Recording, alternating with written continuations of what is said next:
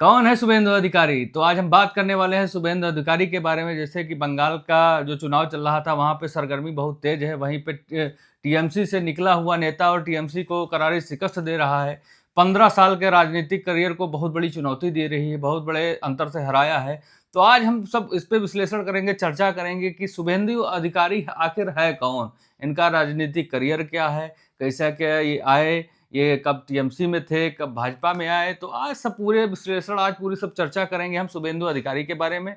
तो आज हम जानेंगे शुभेंदु अधिकारी के बारे में। देखिए, कल जो बंगाल के चुनाव के परिणाम आए हैं उसमें एक नया नाम ट्रेंड कर रहा है शुभेंदु अधिकारी का। शुभेंदु अधिकारी ने 3 बार की मुख्यमंत्री रही ममता बनर्जी को 15,105 वोटों से हरा दिया है। 1-2 वोटों से नहीं, 15,105 एक बहुत बड़े अंतराल के साथ हरा दिया। वहीं पे 3 बार रही बंगाल की जो है प्रेजेंट टाइम की मुख्यमंत्री, जिन्हें दीदी भी कहा जाता है, ठीक, टीएमसी की बहुत बड़ी लीडर नेता हैं, उनको जो है 15,000 वोटों से, 15,000 प्लस वोटों से हराया है। अगर बात करें शुभेंदु अधिकारी के राजनीतिक करियर के बारे में तो कहा जाता है कि शुभेंदु अधिकारी जो है, इन्होंने अपने राजनीतिक करियर की शुरुआत जो छात्र नेता रहे कांग्रेस से की थी। और ये जो मेदिनीपुर के प्रभावशाली राजनीतिक परिवार से आते हैं और लंबे समय से जो है ये राजनीति में सक्रिय रहे। अच्छा, सवाल ये उठता है, ठीक है, तो ये शुरुआत की, लेकिन ये इतना पॉपुलर और हाईलाइट कहाँ से हो गए? देखिए, शुभेंदु अधिकारी को जो सबसे बड़ी पहचान मिली है वो 2007 में भूमि अधिग्रहण का एक जो है आंदोलन चलाया गया था। उसमें शुभेंदु अधिकारी ने महत्वपूर्ण भूमिका निभाई थी और कहा जाता है कि जो 2011 में ममता बनर्जी को जो जीत मिली थी उसमें शुभेंदु अधिकारी ने बड़ा ही अहम रोल निभाया था। नहीं तो क्या बात हम कर रहे हैं नंदीग्राम आंदोलन के बारे में? नंदीग्राम आंदोल के बारे में जो चलाया गया था उसमें शुभेंदु अधिकारी की अहम भूमिका रही थी और उसी आंदोलन की वजह से जो है टीएमसी अर्श से फर्श पर पहुंच गई थी। बिल्कुल, टीएमसी की जो मुख्यमंत्री बनी थी ममता बनर्जी, उसी कहा जाता है कि जो शुभेंदु अधिकारी थे पहले ममता के बहुत करीबी थे, इनको दायां हाथ माना जाता था और इनकी तरफ से मंत्री भी रह चुके हैं शुभेंदु अधिकारी। परिवहन मंत्री भी रहे हैं और सांसद भी रहे हैं और ठीक ठाक मंत्री पद पे रहे हैं। लेकिन अब बात करते हैं कि शुभेंदु अधिकारी ने मतलब टीएमसी का साथ कब छोड़ा? देखिए, दिसंबर 2020 में कहा जाता है कि ममता से इनके कुछ आपसी मतभेद हुए, जिस कारण इन्होंने टीएमसी का साथ छोड़कर बीजेपी का दामन थाम लिया। बीजेपी का दामन वही 2021 में थामा था शायद? नहीं, 2020 में इन्होंने, बिल्कुल। और 2021 का जो चुनाव हुआ था उसमें इन्होंने नंदीग्राम सीट से पहली बार ममता बनर्जी को हराया था। 2021 में भी हराया था, बिल्कुल बिल्कुल। और 2021 में हराया, इधर 2026 में हराया।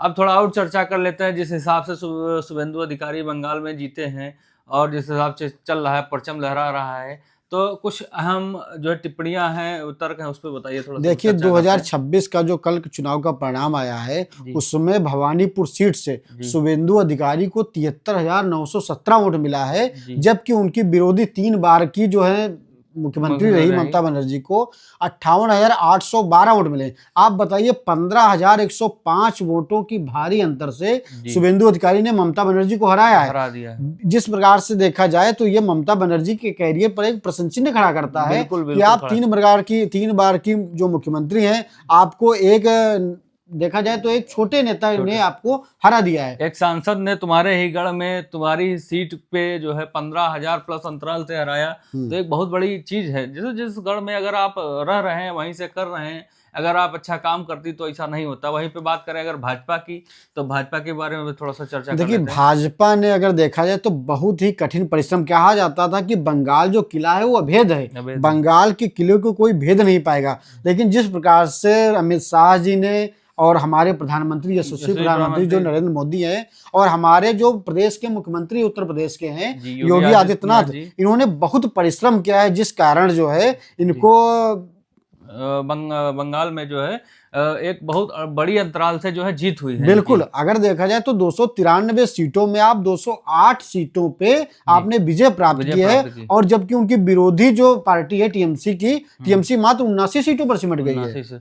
अब चलो शुभेंदु अधिकारी के बारे में थोड़ा सा शॉर्ट में समझ लेते हैं। ये पूर्व मणिपुर के जो है प्रभावशाली राजनीतिक परिवार से आते हैं शुभेंदु अधिकारी। नंबर 2, अब अगर बात करें तो सबसे बड़ी पहचान इनको 2007 में नंदीग्राम आंदोलन से हुई है। और पहले ये ममता जी के करीबी थे, ममता के करीबी थे, दाहिने हाथ माने जाते थे। और दिसंबर 2020 में इन्होंने टीएमसी का जो है दामन छोड़ दिया और बीजेपी का दामन थाम लिया। तो सबसे पहले अगर ये कांग्रेस से छात्र नेता हुए, छात्र नेता के बाद ये टीएमसी में आए, टीएमसी से फिर जो है इन्होंने चुनाव लड़ा।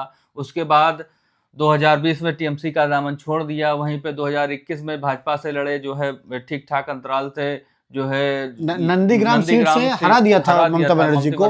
और पुनः 2026 में भवानीपुर सीट से इन्होंने 15,105 वोटों से हरा दिया है ममता बनर्जी को। तो ये रहा शुभेंदु अधिकारी का जो है पूरा परिचय, जो राजनीतिक करियर के बारे में था उस पर हम लोगों ने चर्चा की। लेकिन आपको क्या लगता है, जिस प्रकार से शुभेंदु अधिकारी का कद बढ़ा है, आपको क्या लगता है कि भाजपा इनको कोई नया ओहदा देगी? देखो, शुभेंदु अधिकारी का कद ही नहीं, हमें लग रहा है पद भी बढ़ जाएगा। जिस हिसाब से शुभेंदु अधिकारी ने कारनामा करके दिखाया है कि ममता बनर्जी उर्फ दीदी को उन्हीं के क्षेत्र में हराया है, ठीक है, तो इनका कद नहीं, अब पद भी बढ़ना चाहिए। भाई दो बार इन्होंने जिस प्रकार से ममता बनर्जी को हराया, हमको लग रहा है कि बीजेपी इनको कोई बड़ा पद देगी, मुख्यमंत्री या उप मुख्यमंत्री के तौर पर इनको हमको लग रहा है कि चुना जाएगा। और इनको देना भी चाहिए कोई बड़ा